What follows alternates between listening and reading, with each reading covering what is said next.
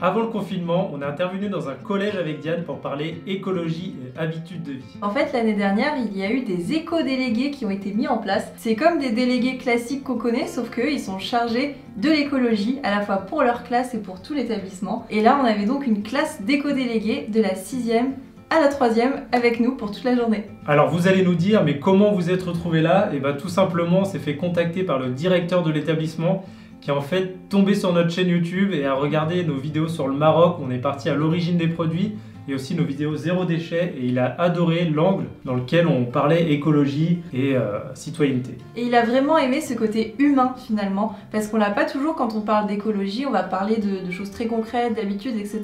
Et pas forcément des personnes qu'il y a derrière, et il a aimé qu'on aborde ce côté humain, et en vrai, ça nous a vachement touché aussi. Ces éco-délégués, ils ont des projets à mettre en place dans leur établissement, que ce soit juste des présentations sur des sujets précis, ou alors des débats entre eux, ou alors des actions concrètes pour l'établissement, du ramassage de déchets ou autre. Notre intervention, elle avait pour but de les inspirer, de leur donner des choses réalistes à mettre en place, de répondre à leurs questions et surtout de leur apporter un soutien. Nous leur avons proposé de réaliser ensemble des petits ateliers où à chaque fois ils avaient des actions concrètes à mettre en place et finalement des leçons à tirer de cette expérience. Donc on avait 10 minutes d'un exercice où ils se rendaient compte que par exemple ils y arrivaient mais que s'ils s'y mettaient tous ensemble de manière soudée et collaborative.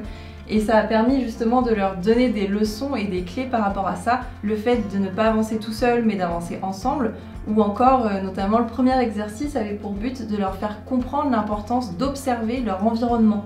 Le simple fait de se poser les questions et de se dire tiens, quel est le problème écologique dans mon lycée, dans mon collège? Peut-être que je vois qu'il y a des détritus par terre. Ah bah du coup je vais peut-être pouvoir organiser des collectes de déchets ou alors mettre en place des poubelles qui soient plus visibles, des choses comme ça. Mais avant tout, l'observation de leur environnement pour ensuite trouver des solutions.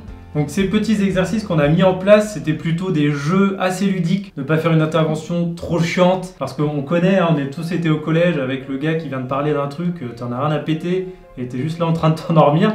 Donc on a voulu quand même présenter quelque chose de dynamique où voilà, tout le monde participe, il y a des jeux, on s'amuse, et en fait comme tu l'as dit, on soulève des questionnements importants et des notions essentielles dans la réalisation d'un projet, et le fait qu'ils expérimentent à travers des petits jeux, ça ancre encore plus la leçon en eux parce qu'ils ont expérimenté la chose, donc ils peuvent en parler et ils ont compris d'eux-mêmes la leçon qu'il y avait à tirer derrière. En plus, c'était assez chouette de pouvoir rassembler des élèves de 6e qui ont 10-11 ans avec des élèves de 3e qui sont plus autour des 15 ans. C'est quand même une grosse différence d'âge et c'était très beau de les voir autour d'un même projet écologique et de les voir avancer ensemble, c'était vraiment hyper sympa. Et de démocratiser tout ça, de se dire qu'en fait chacun fait ce qu'il peut à son échelle petit à petit, toutes les initiatives sont bonnes et c'est ça qui est vraiment chouette. Donc on a à cœur de rendre ça hyper accessible. Et surtout ne pas faire culpabiliser les gens qui regardent la vidéo à se dire ah ouais ils sont complètement zéro déchet et tout, ils sont complètement...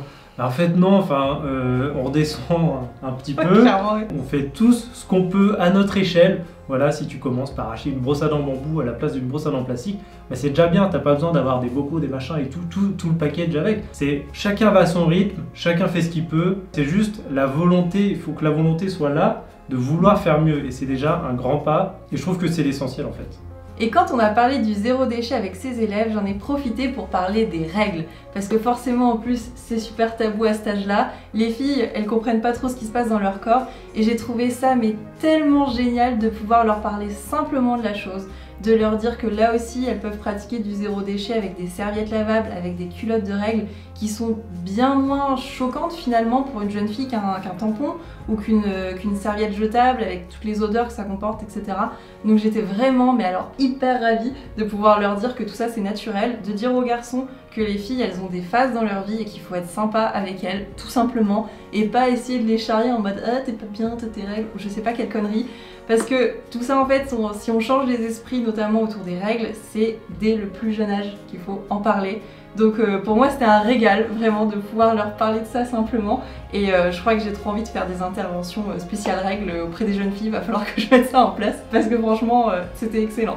Et après cette matinée super enrichissante à la fois pour nous que pour eux, que pour tout le monde, on a fait un truc incroyable avec Aurélien qu'on n'avait pas fait depuis des années. On a mangé à la cantine. On a mangé au self avec les profs, on était genre dans la salle des profs, c'est incroyable. Ça, normalement, c'est l'endroit défendu. Ouais, les gars. Donc on a adoré ce moment aussi. Après avoir bien mangé à la cantine, on a fini cette journée par une initiation parcours. L'objectif principal, c'était à travers le sport, renforcer l'esprit d'équipe dans leur groupe d'éco-délégués pour mener tous ensemble à bien leur projet. Et donc en franchissant des obstacles dans le parcours et en leur montrant qu'aucun obstacle n'est infranchissable, ça peut leur donner confiance en eux et ça peut leur donner des clés pour réaliser leur projet autre que dans le parcours, c'est-à-dire dans cette classe d'éco-délégués mais aussi dans leur vie personnelle.